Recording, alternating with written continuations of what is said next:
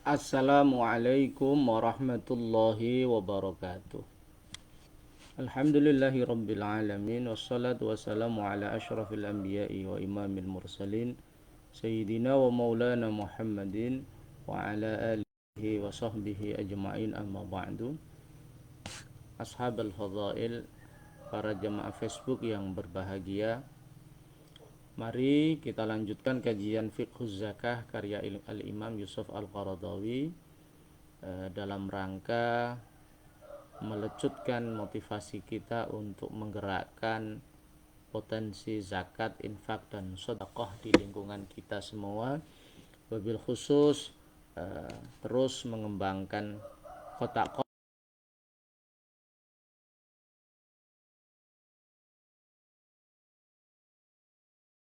jamaah warga Nahdlatul Ulama untuk membudayakan infak, sedekah, dan tentu juga zakat. Semoga ini menjadi amal soleh yang mendapat pertolongan, mendapat taufik, hidayah,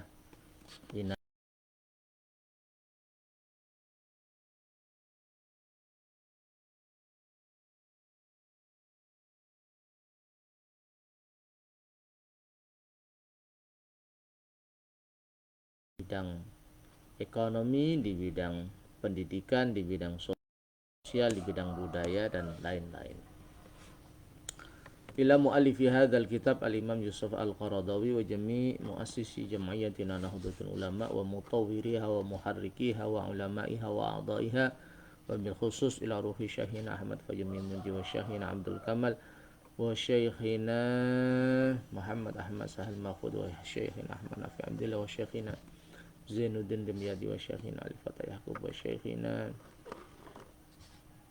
Isamuddin Hadi wa Syekhina Mahfud Anwar wa Syekhina Al-Fatah Yaqub wa Syekhina Nur Hadi Al-Haji wa Syekhina Nur Hadi Al-Basuki wa Syekhina Antus Salam ala Seni.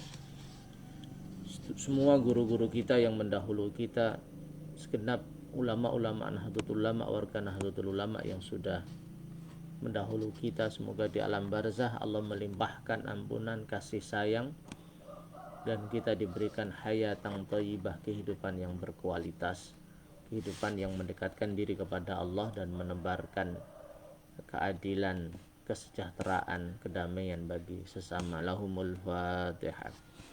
Bismillahirrahmanirrahim.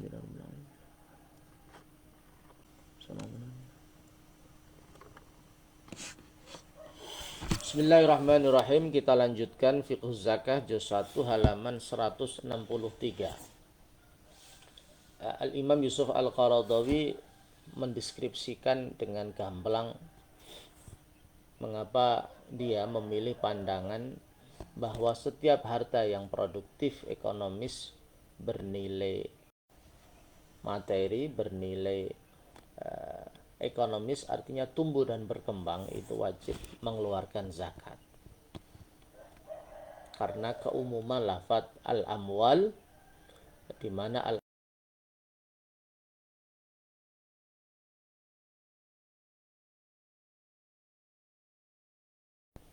bukan harta yang hanya dimanfaatkan secara personal, secara pribadi. Maka falam yajuz, maka tidak boleh istisna ba'dil amwal, mengecualikan sebagian harta. Semua harta itu harus masuk. Setiap harta yang ekonomis, yang annama, yang tumbuh dan berkembang, sing munda-munda ya bahasa Jawanya. Min hadzal haqi, dari kewajiban ini, dari kewajiban mengeluarkan zakat. Awiz zakati awiz sedekah illa bidalilin, tidak boleh mengecualikan sebagian harta kecuali ada argumentasi yang kuat dari dalil. Wala dalila, dan tidak ada dalil yang menunjukkan adanya istisna atau pengecualian itu. Ini alasan yang pertama. Alasan yang kedua, bahwa semua harta yang annama, yang berkembang, itu wajib dizakati.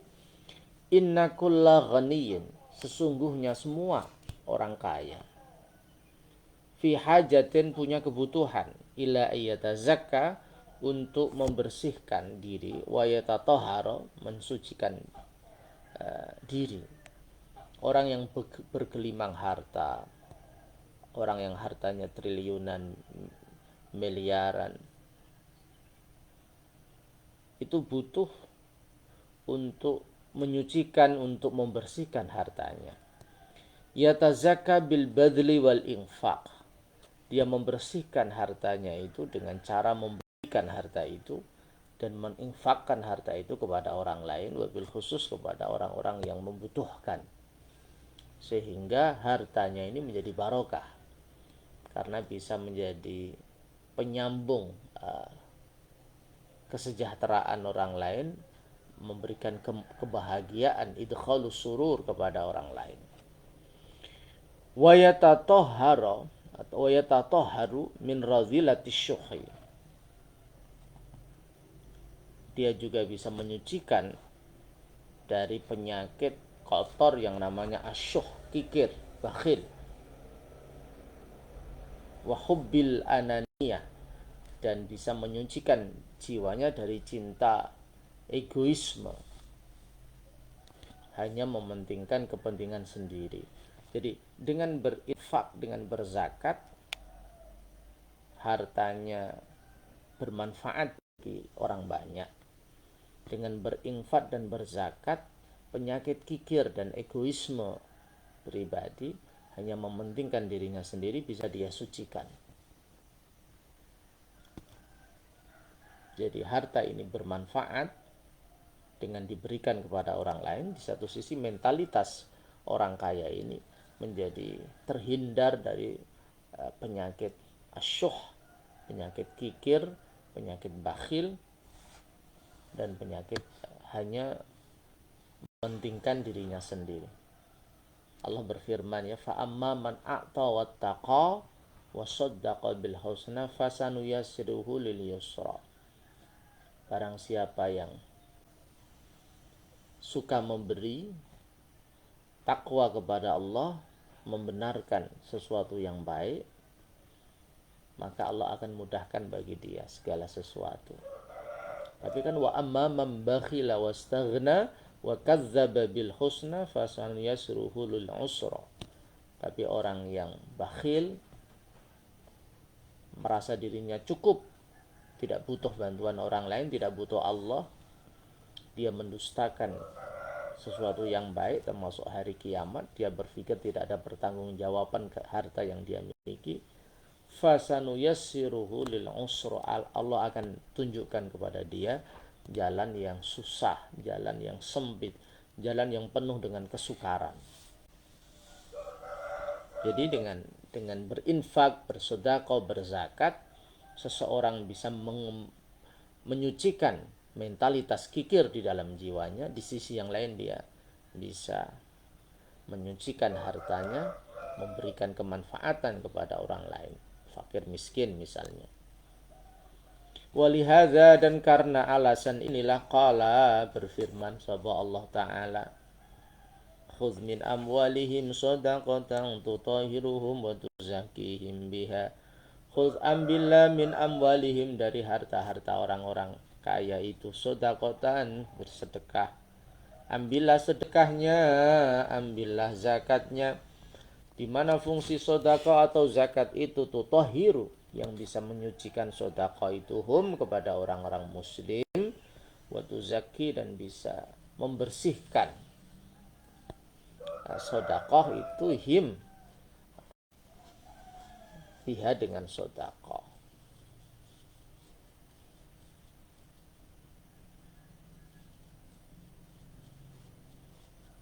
At-Taubah ayat 103. Jadi fungsi daripada zakat itu untuk membersihkan harta ini dari berbagai macam kotoran, menyucikan mentalitas kikir dalam jiwa manusia, dan itu dibutuhkan oleh semua orang, dibutuhkan oleh kullu ghaniyin, semua orang yang diberikan Allah kekayaan yang melimpah. Wala yuqalu, dan tidak bisa diterima cara berpikir, ayyata zakka, ayyakuna, ada hadat tazakki, proses pembersihan ini watatahuru, dan proses penyucian ini wajiban hanya diwajibkan ala zari'il khintati wasyair, bagi orang yang menanam gandum dan jewawut. Tidak masuk akal kalau kewajiban membersihkan harta itu hanya untuk sektor salah satu tanaman saja, misalnya al-khinta syair, gandum dan jewawut. Duna sahibil basatin al-fasiha, tidak diwajibkan bagi orang yang memiliki kebun yang luas, minat tufah, dari apel misalnya, wal manja, mangga misalnya, wa nahwiha. Tidak diwajibkan bagi orang yang punya pohon mangga yang luas, punya kebun pepaya yang luas, punya kebun ketela yang luas, punya kebun sawit yang luas. Au malikil masani'i wal imarat, atau orang yang memiliki perusahaan, memiliki pabrik ad-dakhmati, yang besar, yang gemuk, allati qad tadurru minal arbah wal iradat, yang berputar, yang mendatangkan keuntungan dan pendapatan, adhaf ma tadurruhul ardu az-zira'iyah, adhafi ma tadurruh al ardu az-zira'iyah, yang nilai pendapatannya itu berlipat-lipat dari hasil pertaniannya. Misalnya kalau di sekitar kami ini para petani menanam padi dengan luas yang tidak begitu, jarang yang punya padi 1 hektar, hanya punya padi misalnya 1 kota, tidak banyak. Sementara banyak teman-teman kita yang di Sumatera, di Jambi, punya pohon karet yang luas sekali dengan pendapatan yang besar misalnya. Tentu tidak rasional kalau kewajiban berzakat hanya bagi salah satu dari tanaman dan tidak diwajibkan pada tanaman yang lain, sementara keduanya punya nilai yang sama, yaitu an-nama, punya nilai ekonomis, mendatangkan profit yang besar. Sehingga berdasarkan legal reason atau alasan hukum an-nama ini, maka semua benda yang punya nilai an-nama, nilai ekonomis, nilai produktif, tumbuh dan berkembang, itu wajib untuk dikeluarkan zakatnya. Ini adalah pemilihan yang rasional, argumentatif ya, dari Al-Imam Yusuf Al-Qaradawi. Dan kita bayangkan ketika kewajiban ini kemudian dipatuhi oleh para petani yang menanam tebu, kalau sekitar saya, yang punya pohon besar, pohon luas, mangga, pepaya, maka akan banyak pendapatan lembaga zakat dan banyak asnaf samaniyah, khususnya fakir miskin, yang akan merasakan manfaat nyata dari filantropi Islam ini, kedermawanan yang luar biasa. Argumentasi yang ketiga, inna kulla malin, sesungguhnya setiap harta, fi hajatin, punya kebutuhan, illa ayyutatohara, untuk disucikan. Tidak hanya orang kaya yang punya kebutuhan untuk keluar dari mentalitas kikir, untuk membersihkan dirinya dan hartanya dengan al-badl wal infaq, suka memberi dan menginfakkan hartanya. Harta sendiri itu juga butuh untuk disucikan. Lima qad yashubuhu min syubuhatin, karena terkadang dia tercampur berbagai macam kesamaran, sesuatu yang tidak jelas halal dan haramnya, fi athna'i kasbihi, di dalam tengah-tengah pekerjaannya, profesinya. Harta sendiri itu butuh disucikan. Karena apa? Karena harta itu ya seringlah saya kira tercampur mana yang harta yang halal, mana yang haram. Karena apalagi di era sekarang ya, sesuatu yang halal dan haram itu sering tercampur, Sehingga realitas ini harus disikapi dengan cara, ya harta itu harus disucikan, dan harta itu sendiri butuh untuk disucikan. Ini sebuah bahasa yang simbolik yang luar biasa, di mana sesuatu yang tidak berakal ini tetap mengharapkan kesucian. Artinya kita sebagai manusia itu harus bisa berdialog secara objektif, imajinatif dengan harta kita, bahwa harta kita itu juga ingin, ya, tidak tercampur antara harta yang halal dengan harta yang haram. Wa taharatul mal, bagaimana proses menyucikan harta itu? Innama takunu, sesungguhnya ada taharatul mal itu bi ikhraji zakati, dengan cara mengeluarkan zakatnya. Cara menyucikan harta kita itu tidak ada cara lain kecuali dengan mengeluarkan kewajiban zakatnya. Kama jaa, sebagaimana keterangan yang datang fi sahih, di dalam hadis yang sahih, an Ibnu Umar, dari sahabat Ibnu Umar, innallaha farrada, innallaha, sesungguhnya Allah, farrada, mewajibkan Allah itu az-zakat, zakat. Apa alasannya? Tuhron, dengan alasan untuk menyucikan, lil amwali, bagi harta-harta. Kenapa Allah mewajibkan kewajiban berzakat? Karena Allah ingin menyucikan harta kita. Harta yang suci itu akan menjadi barokah. Kita makan, kita buat konsumsi untuk anak istri, untuk keluarga, untuk tetangga, untuk teman, itu menjadi barokah. Karena apa? Karena status harta itu halal.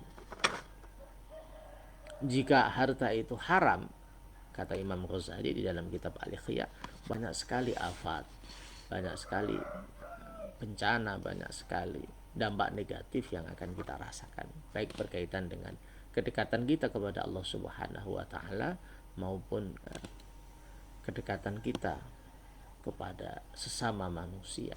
Jadi harta yang halal itu menjadi wasilah, menjadi sarana kita untuk mendekatkan diri kepada Allah dan menebar kemanfaatan kepada orang lain.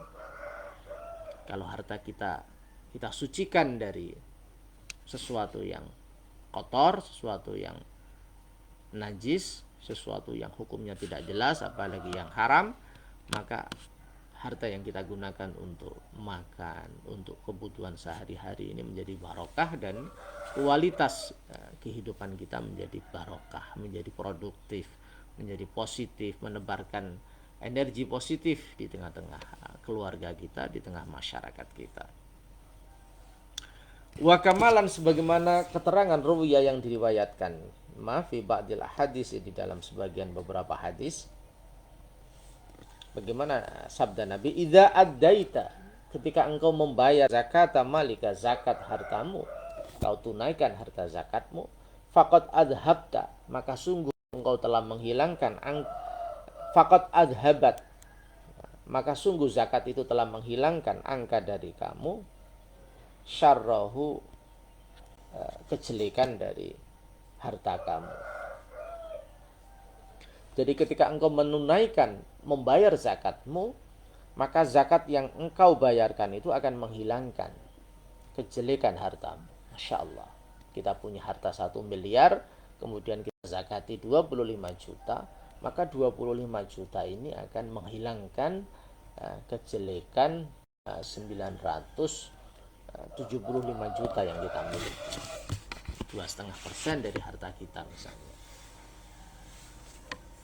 Ini tentu manfaat yang besar, dan ini harus lahir dari kesadaran bersama bahwa orang Islam itu membutuhkan harta yang suci, harta yang tidak tercampur antara yang halal dengan yang haram, antara yang jelas dengan yang samar. Kita butuh harta yang halal dan berkah, karena dari harta yang halal dan berkah itu keluarga kita, lingkungan kita, masyarakat kita akan mendapatkan sinar kebaikan, akan mendapatkan barokah secara nyata. Tapi harta yang haram, harta yang tidak disucikan akan membawa madarat, membawa bahaya, membawa bencana, membawa dampak yang negatif bagi diri kita, keluarga kita, dan orang lain. Na'udzubillah min dzalik. Wala yuqalu, dan tidak bisa diterima dari sisi nalar. Ayyakuna, jika ada atau yento ono hadza tadhiru, proses penyucian ini maksuran, hanya dibatasi alal anwa, pada macam-macam harta as-samaniyah yang jumlahnya 8. Allati zakaruha Ibnu Hazmin, yang kemarin disampaikan oleh Imam Ibnu Hazm. Menyucikan harta tidak hanya dibutuhkan hanya pada 8 macam harta sebagaimana keterangan Imam Ibnu Hazm. Ada unta, ada sapi, ada kambing, ada gandum, ada jelai, ada tamar, ada korma, ada emas, ada perak. Tidak hanya 8 itu, karena semua harta membutuhkan proses tadhir, penyucian, supaya menjadi barokah, menjadi halal, menjadi lepas dari afat, lepas dari madarat dan mafsadah. Tuna ghariha, selain dari harta 8 itu, minal amwal, dari harta-harta yang lain, allati asbahat hiya, yang harta yang lain itu saat ini al-an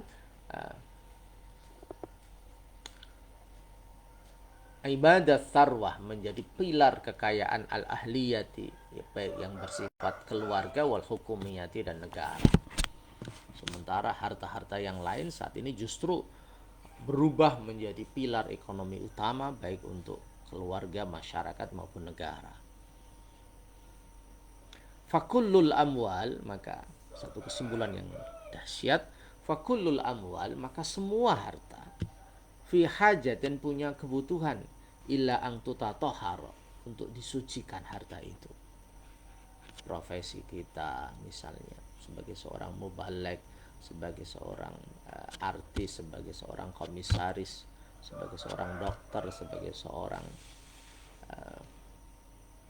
YouTuber misalnya. Semua pendapatan yang kita terima ini punya kebutuhan ila ang tutatoharo, untuk disucikan. Harta yang kita terima semua ini punya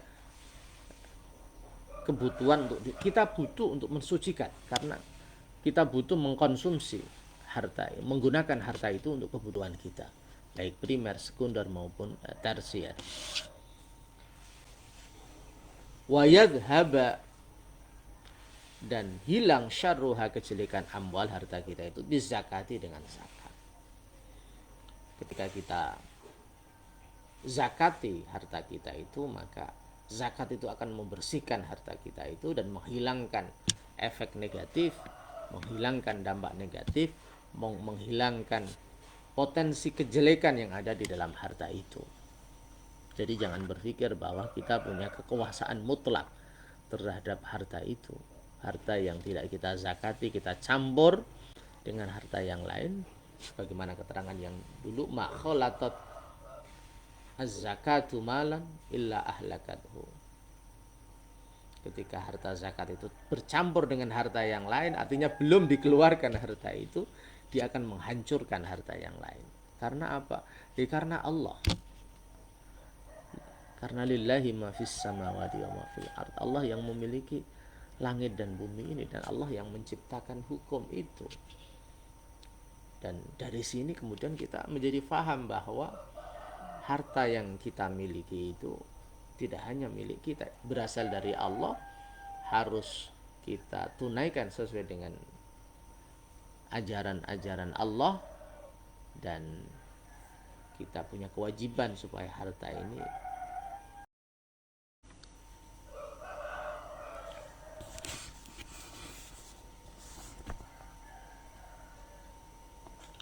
inna zakata. Alasan yang keempat yang disampaikan oleh Al-Imam Yusuf Al-Qaradawi, kenapa harta yang berkembang itu harus kita zakati. Inna zakata, sesungguhnya zakat itu, inna masyurri'at, sesungguhnya dijadikan sebagai syariat Islam, ajaran Islam, dengan tujuan disaddi hajatil fuqara, untuk menutup kebutuhan orang-orang fakir, wal masakin, orang-orang miskin, wal gharimina, orang-orang yang punya hutang, wabnis sabil, dan orang-orang yang bepergian. Zakat ini diwajibkan ada tujuannya. Tujuan yang paling utama adalah bagaimana menutup kebutuhan orang-orang fakir miskin, membantu mereka untuk mencukupi kebutuhan harian, kebutuhan sehari-hari, mengentaskan mereka dari jurang kemiskinan menuju ke kehidupan yang layak, menjadi hidup yang mandiri, tidak menyusahkan orang lain. Orang-orang yang punya hutang, orang-orang yang bepergian, wali iqamatil masalihi, dan untuk menegakkan kemaslahatan al-amati yang sifatnya umum lil muslimina, bagi orang-orang Islam. Kemaslahatan itu semua hal yang mendatangkan kemanfaatan dan menghindari kerusakan. Jadi dalam banyak aspek. Contoh kal jihad seperti berjuang fisabilillah di jalan Allah. Pada zaman Nabi misalnya berperang melawan ketidakadilan, kesewenang-wenangan yang dilakukan oleh orang-orang musyrik, orang-orang kafir, membutuhkan anggaran yang besar untuk kebutuhan alat-alat perang, untuk kebutuhan logistik dan lain-lain. Wa ta'lifil qulubi, dan merekatkan hati alal Islam, terhadap Islam. Juga punya tujuan bagaimana hati manusia atau hati orang-orang muslim, hati orang-orang yang baru masuk Islam misalnya, menjadi dekat dengan Islam, mencintai Islam, dan mendukung perjuangan Islam.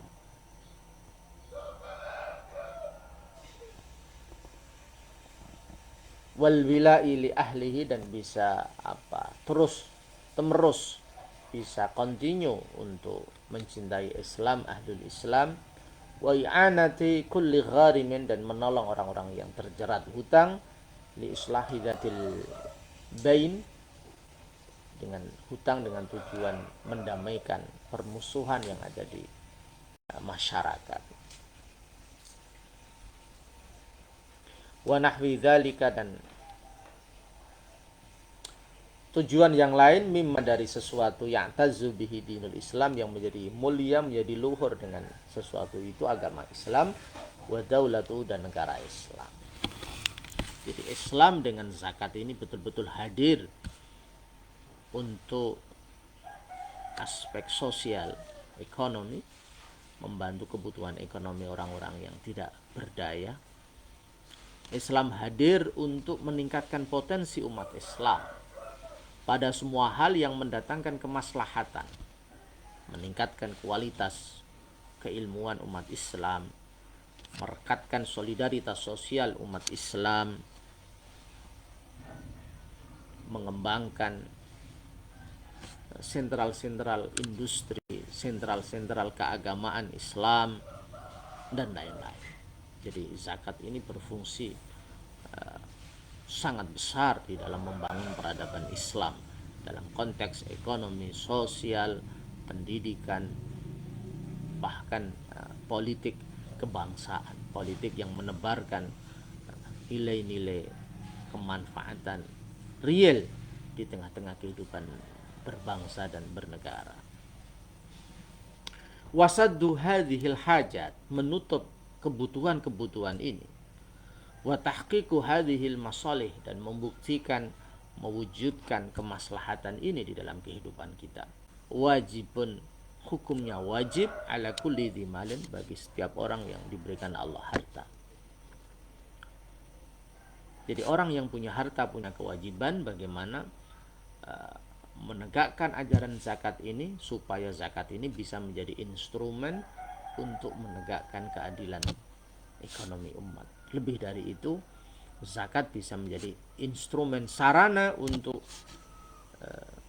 izzul Islam wal muslimin, kemuliaan Islam dan umat Islam. bisa meningkatkan kualitas pendidikan umat dengan program beasiswa misalnya, bisa mengembangkan kebudayaan umat dengan program yang visioner misalnya, pelatihan jurnalistik, pelatihan entrepreneurship, pelatihan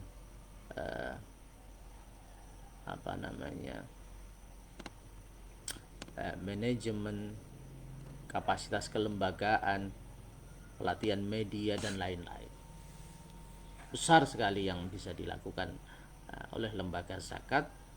Banyak sekali program-program inspiratif, visioner, transformatif yang bisa diinisiasi, bisa dieksekusi, bisa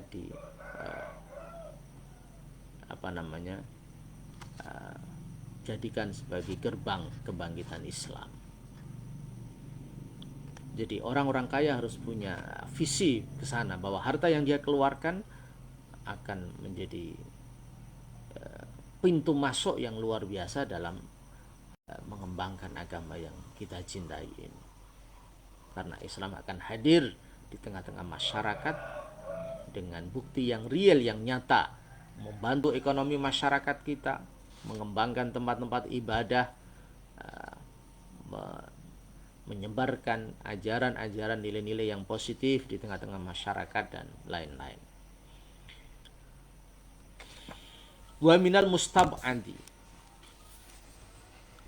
sebagian yang dianggap jauh, ayyakuna, jika ada asyari'u, Allah dan Rasulnya yang menetapkan syariat, qad qasada, sungguh punya tujuan, menyengaja ilqa'a hadzal abdi, menjatuhkan sesuatu ini, tujuan ini, alaman yamliku, kepada orang yang memiliki khamsan minal ibili, 5 dari unta, atau arba'ina minal ghanam, atau 40 dari kambing, atau khamsata au sukin minas syair, atau 5 wasak dari gandum. Thumma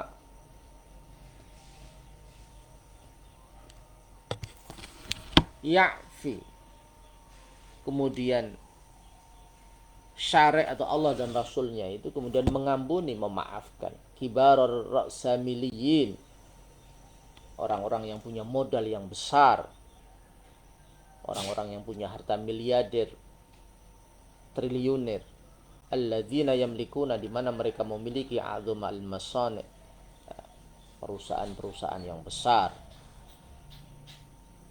pabrik-pabrik yang besar, wa adkhamal imarat, punya perusahaan-perusahaan yang gemuk, punya aset yang besar,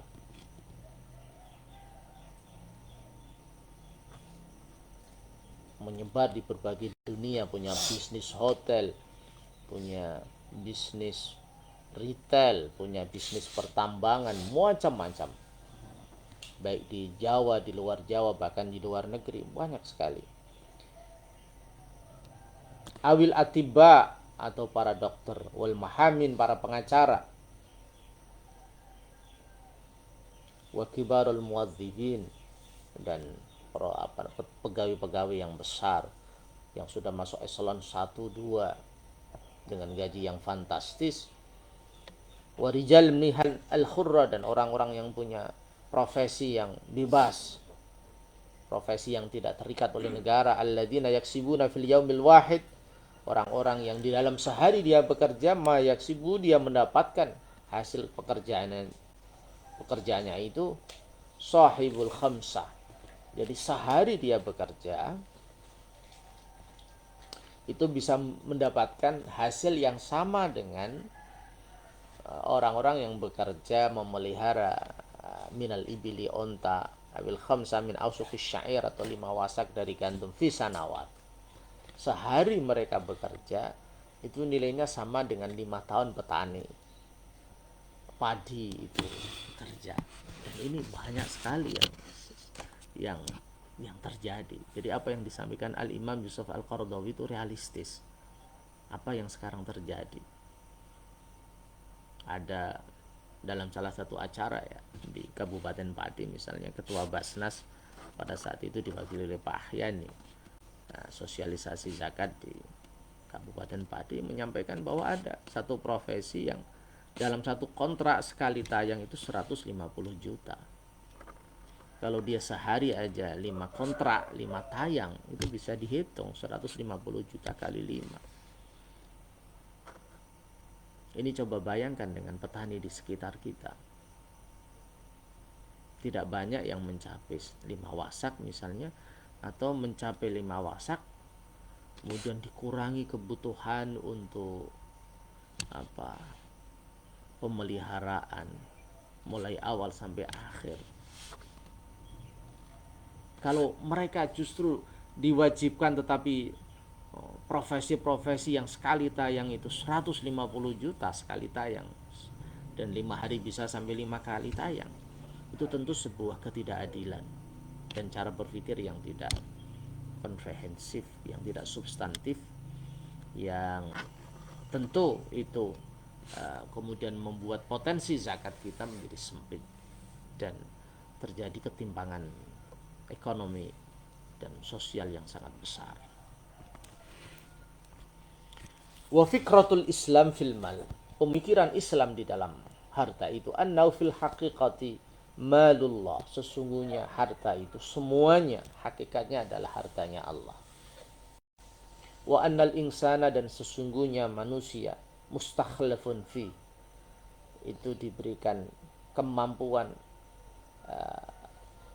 menguasai harta itu sebagai pengganti Allah, atau ya mustakhlafun, dijadikan khilafah, artinya pengganti Allah untuk mengurus harta itu. Au naibun an malikihil asli, atau sebagai pengganti dari pemiliknya yang asli yaitu Allah.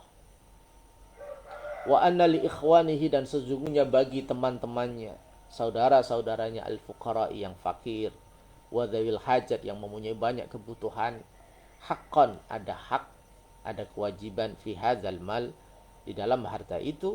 Harta ini bi'tibarihim ayalallah, karena mereka adalah keluarga Allah. Yang memberikan harta kepada kita adalah Allah.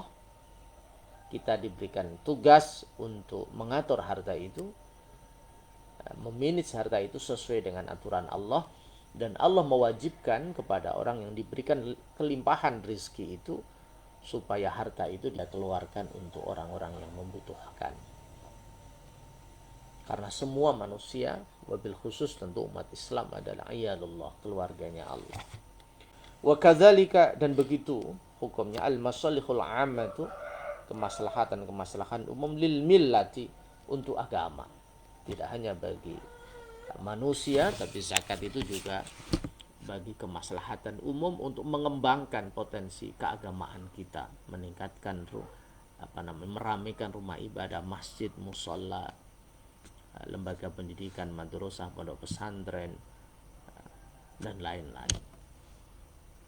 Bi'tibariha, dengan menganggap al-masalihul amalil millah, kemaslahatan umum yang spesifik bagi agama itu, fisabilillah, di dalam di dalam terminologi istilah sabilillah, jalan Allah. Wa hadhil fikratu, pemikiran seperti ini, tashmalu kulla malin, mencakup semua harta. Wa tangtabiqu ala kulli ghaniyin, dan bisa diterapkan kepada semua orang kaya. Sawa'un akana maluhu minazira'ah, apakah orang kaya itu menjadi kaya karena dia mendapatkan harta yang besar dari sektor pertanian, awis sina'ah, perindustrian, awit tijarah, perdagangan, aw ghairiha, atau yang lain, minal a'malil hurrah, dari profesi yang tidak terikat, yang bebas.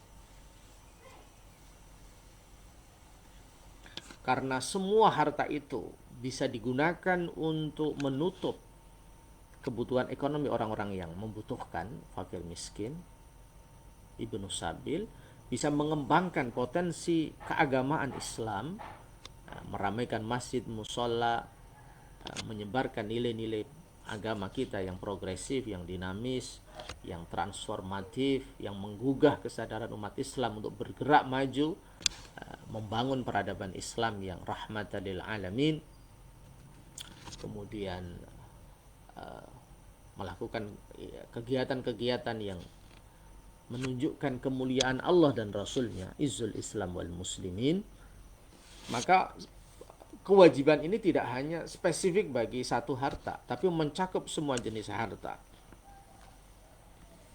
Jadi semuanya yang ada nilai nama, nilai ekonomis tumbuh dan berkembang. Jangan sampai petani padi diwajibkan berzakat, sementara petani karet yang nilainya miliaran, jutawan, mungkin satu tahun bisa 800 juta, 1 miliar. Petani tebu yang setahun bisa mendapatkan 500 juta, 1 miliar, tidak punya kewajiban berzakat. Sedangkan petani yang hasilnya tidak seberapa, tentu mencapai 1 nisab ya, itu ada kewajiban berzakat. Jadi ini adalah satu cara pandang yang fundamental, maksudnya punya akar yang kuat, punya tujuan yang luar biasa, punya visi membangun peradaban Islam yang dahsyat, yang mengubah sejarah. Karena Islam hadir pada era Nabi, mampu yukhrijuhum minadh dhulumati ilan nur, bisa mengeluarkan peradaban jahiliyah ke peradaban yang penuh dengan cahaya Islam yang membawa kedamaian, keadilan ekonomi, keadilan politik, keadilan sosial, dan merekatkan hubungan orang kaya dan orang miskin dalam satu barisan yang kokoh untuk membangun peradaban kemanusiaan yang egaliter, yang humanis dan altruis, yang satu dengan yang lain saling saling melengkapi, saling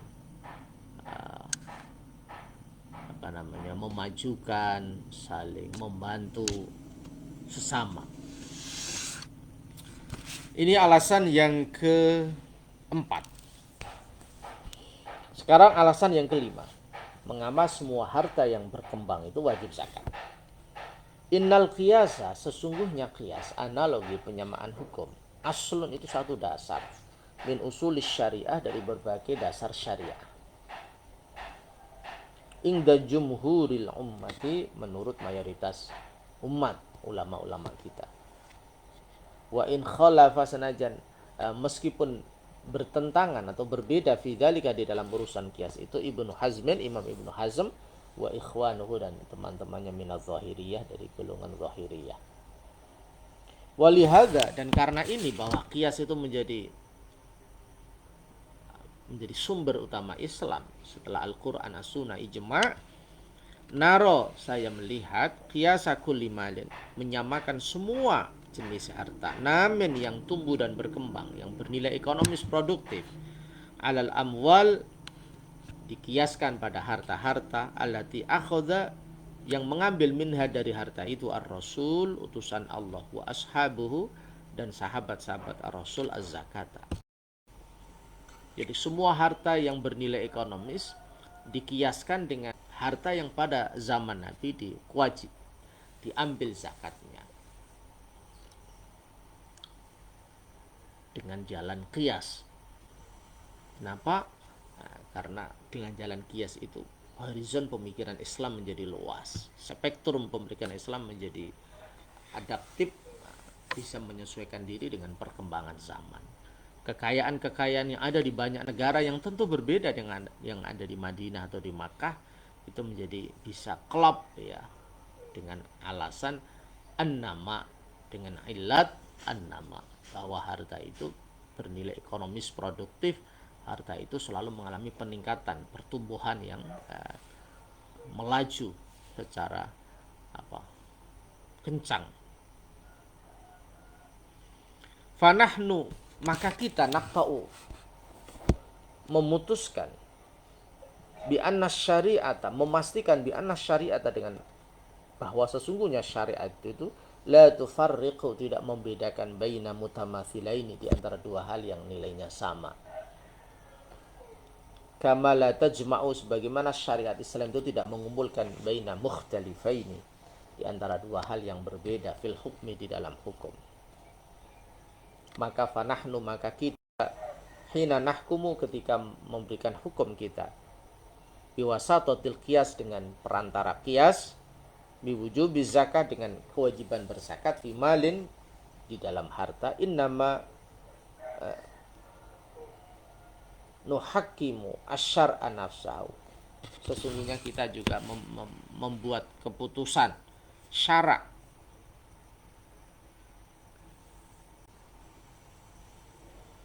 Artinya ketika kita memberikan justifikasi hukum, memberikan keputusan hukum dalam satu masalah, sesungguhnya kita juga berjalan memutuskan hukum sesuai dengan petunjuk syarak itu.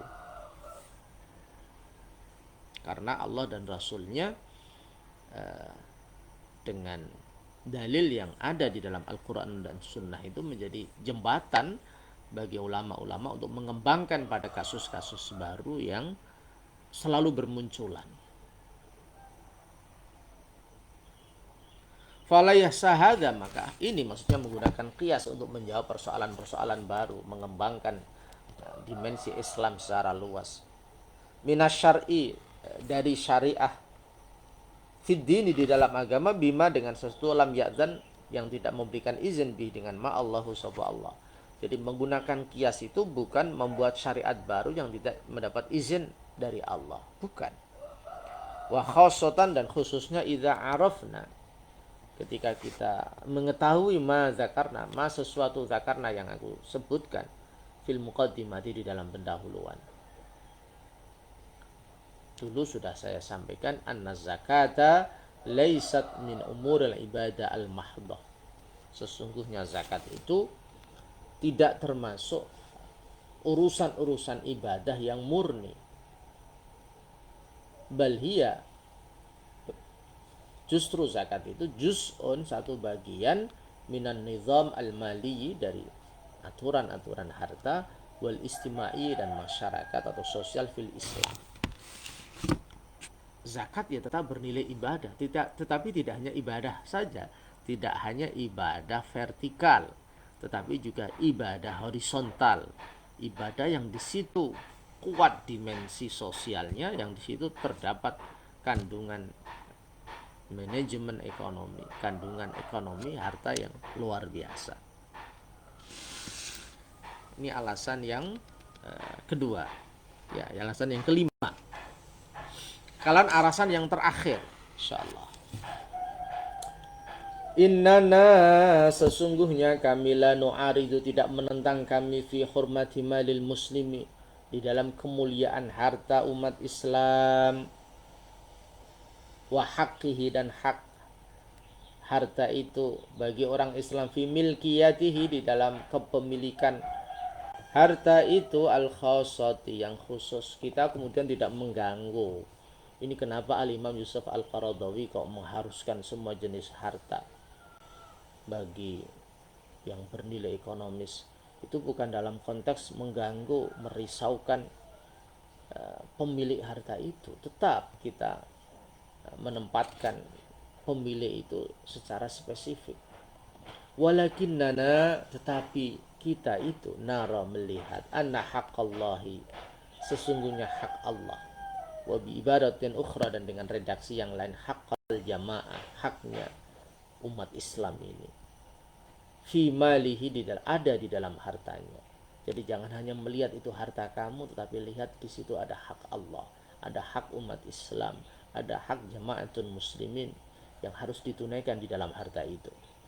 Wa kadzalika, dan begitu juga haqqa dzawil hajati, hak orang-orang yang punya kebutuhan, yang harus kita santuni, kita bantu, minal fuqara, dari orang-orang fakir, wal masakini, orang-orang miskin, thabitun aidan binususih, juga ditetapkan Allah dengan nas-nas Allah.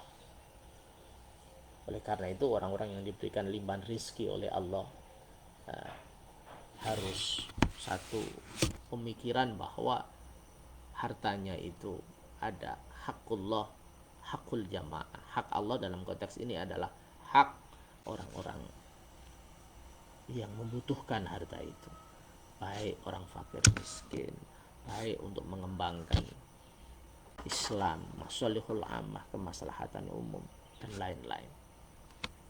Waqad ayyada, dan sungguh memperkuat Ibnu Hazm, Imam Ibnu Hazm nafsuhu zalika.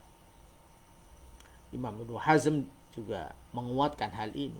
Fa'aujaba, maka Imam Ibnu Hazm mewajibkan fil mali, di dalam harta, hukukon, hak-hak siwa zakat selain zakat. Dengan alasan ini juga Imam Ibnu Hazm yang menolak qiyas, yang hanya membatasi zakat pada 8 jenis zakat, tapi mewajibkan kewajiban yang lain selain zakat. Wa ja'ala min haqqi ulil amri, dan dia menjadikan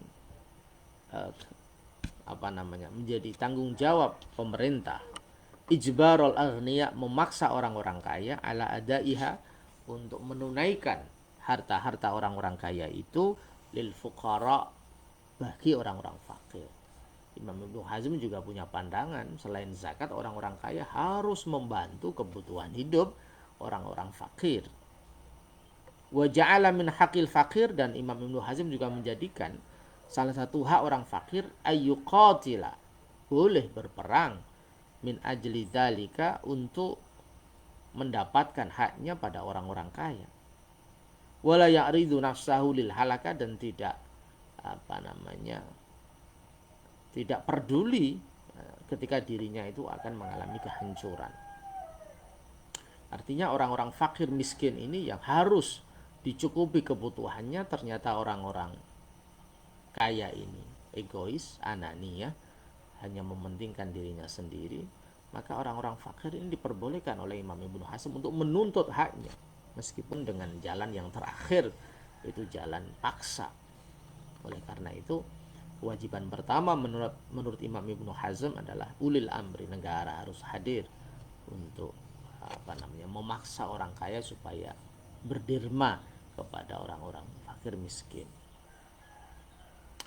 Walakinnal aula, tetapi yang lebih utama, min ijabi hukuki siwa zakati, min ijabi hukukin, dari mewajibkan hak-hak siwa zakati selain zakat, ayyastawfiya awalan min kulli malin, ayyastawfiya, dia memenuhi awalan, pertama kali, min kulli malin, dari setiap hartanya, haqqaz zakah, haknya zakat. Hatta yastawiya, sehingga sama, jami'ul aghniya, semua orang kaya, fi hadzat taklif, di dalam pembebanan ini. Tetapi Imam Ibnu Hazm juga mewajibkan yang step yang pertama, tahap yang pertama adalah semua orang kaya mengeluarkan zakatnya. Tetapi setelah zakat itu dikeluarkan, ternyata masih ada orang fakir miskin yang tidak tercukupi, maka orang-orang kaya dipaksa untuk mengeluarkan lagi demi memenuhi kebutuhan orang-orang yang membutuhkan itu, fakir miskin misalnya. Tsumma idza baqiyat, kemudian ketika masih tersisa, hajatun, satu kebutuhan, lam tusad, yang tidak bisa ditutup dengan zakat itu, roja'na ilal aghniya ikafatan, maka kita kembali kepada orang-orang kaya secara menyeluruh. Faqulna lahum, maka kita berkata kepada mereka, fi amwalikum haqqun siwa zakah, di dalam harta-harta kamu ada hak yang harus ditunaikan selain zakat. Ini pemikiran Imam Ibnu Hazm.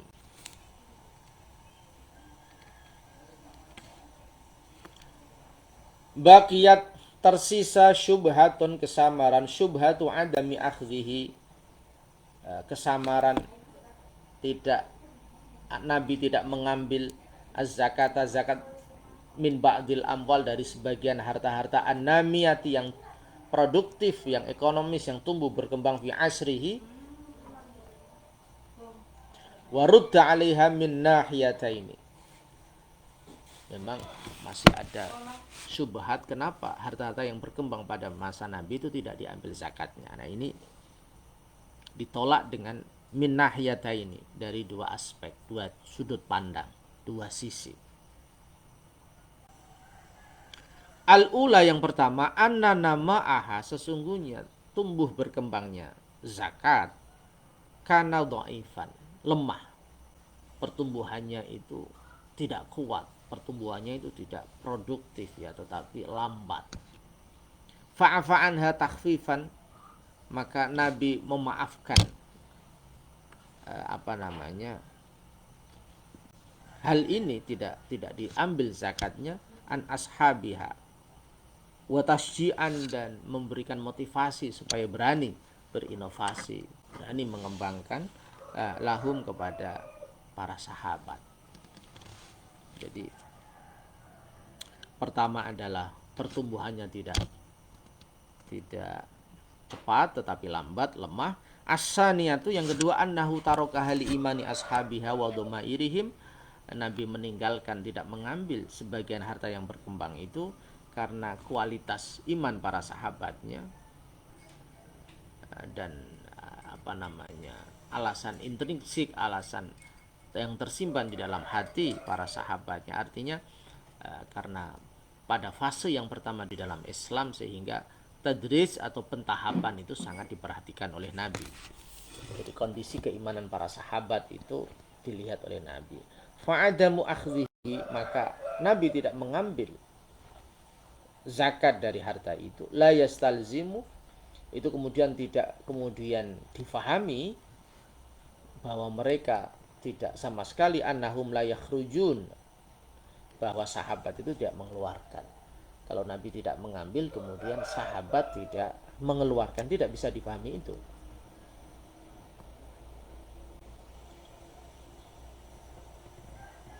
Hum minha ma yutahhiruhu wa yutahhiruhu ma yuzakkihim.